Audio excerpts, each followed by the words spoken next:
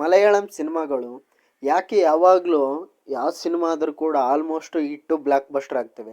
ಇತ್ತೀಚಿನ ದಿನಗಳಲ್ಲಿ ಅಂದರೆ 2024ರಲ್ಲಿ ಮಲಯಾಳಂ ಸಿನಿಮಾಗಳು ಅತಿ ಹೆಚ್ಚು ಕಲೆಕ್ಷನ್ ಮಾಡಿವೆ.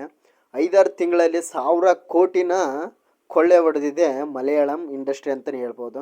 ಯಾಕೆಂದರೆ ಮೊದಲನೇದಾಗಿ ಮಲಯಾಳಂ ಇಂಡಸ್ಟ್ರಿ ಬಗ್ಗೆ ಮಾತಾಡಬೇಕಂದ್ರೆ ಅಲ್ಲಿನ ಸಿನಿಮಾಗಳು ಏನಕ್ಕೆ ಹಿಟ್ಟಾಗುತ್ತೆ ಅಂದರೆ ಮೊದಲನೇದಾಗಿ ಅಲ್ಲಿನ ಸಿನಿಮಾಗಳು ಕಮ್ಮಿ ಬಜೆಟಲ್ಲಿ ಮಾಡ್ತಾರೆ. ಅಲ್ಲಿನ ಸಿನಿಮಾಗಳು ಅಂದರೆ 100 ಕೋಟಿ 200 ಕೋಟಿ ಅನ್ನೋ ರೀತಿ ಬಜೆಟ್ ಏನು ಇರಲ್ಲ. ಮಿನಿಮಮ್ ಬಜೆಟಲ್ಲಿ ಅವರು ಕಮ್ಮಿ ಬಜೆಟಲ್ಲೇ ಒಳ್ಳೆ ಕ್ವಾಲಿಟಿ ಸಿನಿಮಾಗಳನ್ನ ಮಾಡ್ತಾರೆ.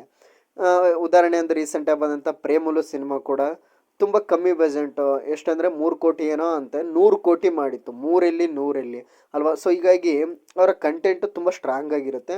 ಹೀಗಾಗಿ ಬಜೆಟು ತುಂಬ ಕಮ್ಮಿಲೇ ಒಳ್ಳೆ ಕ್ವಾಲಿಟಿನ ತೊಗೊಂಡು ಬಂದು ಅದಕ್ಕೆ 1 to 2 ಕಲೆಕ್ಷನ್ನ ಮಾಡ್ತಾರೆ ಅವರು.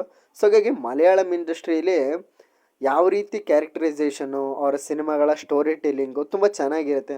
ಫಾರ್ ಎಕ್ಸಾಂಪಲು ಮಮ್ಮೂಟಿ ಅವರ ಕಾದಲ್ ದಿ ಕೋರು ಸಿನಿಮಾ ನೋಡಿದ್ರೂ ಕೂಡ ಒಂದು ಗೇ ಪಾತ್ರ ಅಂದರೆ ಒಂದು ಗೇನ ಲೈಫ್ ಯಾವ ರೀತಿ ಇರುತ್ತೆ, ಅವನ ಜೀವನದಲ್ಲಿ ಪ್ರತಿಯೊಂದು ಘಟನೆಗಳು ಯಾವ್ಯಾವ ರೀತಿ ಆಗುತ್ತೆ ಮತ್ತು ಹೆಣ್ಣಿನ ಒಂದು ಪ್ರಾಮುಖ್ಯತೆ ಯಾವ ರೀತಿ ಅವನು ಜೀವನದಲ್ಲಿ ಭಾಗವಹಿಸುತ್ತೆ ಅನ್ನೋದನ್ನ ತೋರಿಸಿದ್ದಾರೆ ತುಂಬ ಚೆನ್ನಾಗಿ.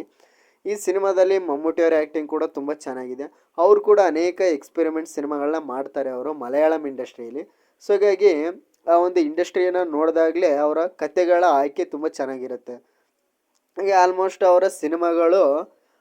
ಸಿನಿಮಾಗಳು ಎಲ್ಲ ಕೂಡ real based on true events ಇರುತ್ತೆ. ಹೀಗಾಗಿ ಟ್ರೂ ಸ್ಟೋರಿ ಇರುತ್ತೆ. ಹೀಗಾಗಿ ನೋಡೋರಿಗೆ ಒಂದು ಕ್ಯೂರಿಯಾಸಿಟಿ ಆಗುತ್ತೆ ಏನು ನಡೆದಿರುತ್ತೆ ನಿಜವಾದ ಘಟನೆ ಅಂದರೆ. ಉದಾಹರಣೆಗೆ ದಿ ಗೋಟ್ ಲೈಫ್ ಕೂಡ ಪೃಥ್ವಿರಾಜ್ ಸುಕುಮಾರನು ತುಂಬ ವರ್ಷಗಳಿಂದ ಅದಕ್ಕೆ ಶ್ರಮಪಟ್ಟು ಮಾಡಿರೋವಂಥ ಸಿನಿಮಾ. ಅದು ಕೂಡ ಒಂದು ಒಳ್ಳೆ ಬ್ಲಾಕ್ ಬಸ್ಟರ್ ಆಯಿತು.